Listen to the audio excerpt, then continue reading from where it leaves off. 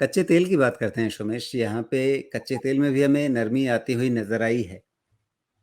तो अ, जो एक एक्सपेक्टेशन हम लोग काफ़ी पहले से ट्रैक कर रहे थे कि 80 के नीचे भी कच्चे तेल को जाना चाहिए।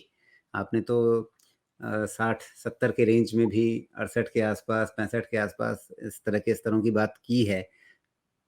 तो क्या वो यात्रा ब्रेंट क्रूड ने शुरू कर दी है? क्या भारत के इक्विटी मार्केट को इसका एक संज्ञान ले करके थोड़ा एक उत्साह दिखाना चाहिए? मुझे ऐसा लगता है कि बहुत ही क्रिटिकली पॉइज्ड है क्रूड। देखिए डायरेक्शन डाउन है, इसमें तो कोई डाउट नहीं है। और एक डिस्कशन जो मैं अब सुन पा रहा हूँ वो ये है कि 80 के नीचे क्रूड इज इंडिकेटिंग रिसेशन। मैं उस डिस्कशन का बहुत पार्ट नहीं बनना चाहता, बिकॉज मेरी समझ में वो बात नहीं आती है। ये मोस्टली जो अननेसेसरी प्राइस जो बढ़ी थी, रशिया यूक्रेन वॉर जो एस्केलेट हो चुका है उसके कारण जो क्राइसिस, एनर्जी क्राइसिस क्रिएट हुआ है, वो धीरे-धीरे अब नॉर्मलाइज़ हो रही है। तो मुझे उसका नॉर्मलाइज़ होने का सिचुएशन दिखता है। रिसेशन का अगर क्रूड फैक्टर करना है तो क्रूड 50-55 ये सब जाना चाहिए, जो कि अभी उसका हम डिस्कशन नहीं करते हैं। मुझे ये नॉर्मल करेक्शन लगता है, और क्रूड अगर 60-70 के रेंज में भी आके स्टेबलाइज़ होता है, इट्स एब्सोल्युटली फाइन उस डिमांड के हिसाब से। बिकॉज़ पूरी जो वर्ल्ड है 2 तरीके से काम कर रही है। एक जो करंट एनर्जी कंजम्पशन है, वो जो फॉसिल फ्यूल है, वो कंटिन्यूड है, at the same time green energy की तरफ ट्रांजिशन भी साथ-साथ हो रहा है। तो दोनों तरफ से वर्ल्ड काम कर रहा है। तो उसके कारण से आप ये हमेशा देखेंगे कि क्रूड का लॉन्ग टर्म ट्रैजेक्टरी नेगेटिव ही, मतलब डाउनवर्ड ही होना है। और ये उसकी एडजस्टमेंट मुझे लग रहा है धीरे-धीरे होनी शुरू हो गई है। यहाँ पे क्रूड को थोड़ा रुकना चाहिए। अगर याद हो तो हमने कुछ-कुछ स्टॉप्स की बात की थी, जिसमें 78 के आसपास एक स्टॉप था, और फिर 78 के आसपास एक स्टॉप था, उसके बाद फिर 72 और फिर 68।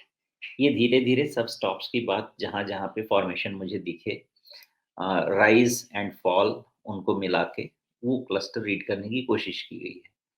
तो अब मुझे लगता है कि अभी और भी डाउनसाइड है, लेकिन एक बार में नहीं आएगा।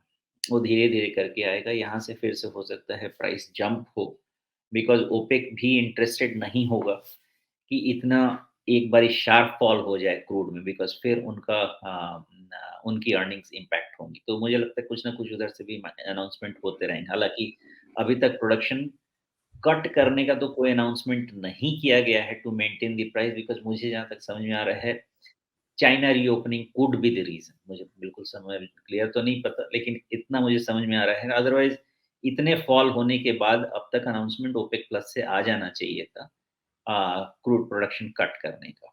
तो वो अभी वेट एंड वॉच चलेगा, और उसके कारण से वन वे फॉल मुझे क्रूड में नहीं दिखती। हाँ, ट्रैजेक्टरी जो मैं पहले से डिस्कस करता आ रहा हूँ, अभी से नहीं, 100 के ऊपर से डिस्कस करता आ रहा हूँ, ट्रैजेक्टरी अभी भी मेंटेन्ड है। जो मानसिक शांति है वो 60-70 के रेंज में ही है, उसके पहले नहीं है। लेकिन ये धीरे-धीरे होगा। अभी भी बहुत ओवर एक्साइटेड होने की ज़रूरत नहीं है कि क्रूड सीधा झटका देके नीचे चला जाएगा। ये वापस आ सकता है, 82 के टुवर्ड्स आ सकता है, और फिर वहाँ से नया करेक्शन शुरू कर सकता है। अच्छा, इसके स्टॉप्स 60-70 वही। के बीच मानसिक शांति किसके लिए? हमारे शेयर बाज़ार के लिए या कच्चे तेल के चार्ट के लिए? आप देखिएगा उस समय सारी दुनिया बात करेगी कि यही क्रूड का नॉर्मल रेंज होना चाहिए डिमांड के हिसाब से, सप्लाई के हिसाब से। अभी बात चलेगी 80 के नीचे रिसेशन के हिसाब से, बिकॉज़ कोई और मुद्दा नहीं है डिस्कशन करने का।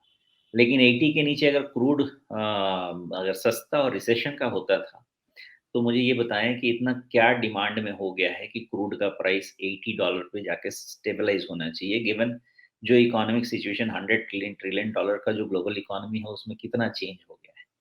मुझे नहीं समझ में आता कि उसमें कोई ख़ास चेंज हुआ है। ये डिस्कशन जैसे-जैसे प्राइस पैटर्न बनते हैं, वैसे-वैसे अपना मुद्दा निकलेगा, डिस्कशन होगा। ये कोई रिसेशनरी मूवमेंट क्रूड का नहीं है। रिसेशनरी मूवमेंट है तो आपको क्रूड 40 भी मिलेगा, 30 भी मिलेगा। अभी वो सिचुएशन नहीं आया है। जी।